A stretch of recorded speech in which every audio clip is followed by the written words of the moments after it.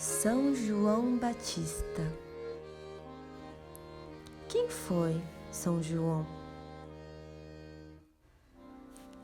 Na tradição cristã, foi ele quem deu a boa notícia da vinda do Cristo, Filho de Deus, Salvador da humanidade, que renovaria todas as coisas. Um dos símbolos mais importantes é a fogueira.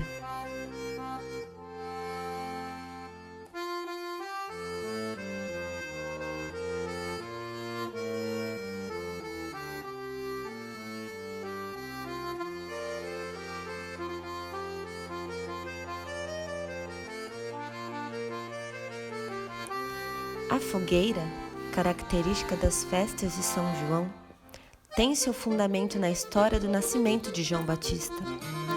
A fogueira era um sinal de Santa Isabel, mãe de São João, para Maria, mãe de Jesus. Dizem que Santa Isabel era muito amiga de Nossa Senhora e por isto costumavam visitar-se. Uma tarde, Santa Isabel foi à casa de Nossa Senhora e aproveitou para contar-lhe que dentro de algum tempo nasceria seu filho e que seu filho chamaria João Batista. Nossa Senhora então perguntou: "Como poderei saber do nascimento dessa criança? Vou acender uma fogueira bem grande.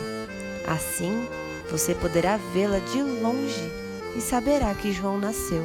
Mandarei também erguer um mastro com uma boneca sobre ele." Santa Isabel cumpriu a promessa. Certo dia, Nossa Senhora viu ao longe uma fumaceira e depois umas chamas bem vermelhas. Foi à casa de Isabel e encontrou o menino João Batista, que mais tarde seria um dos santos mais importantes da religião católica.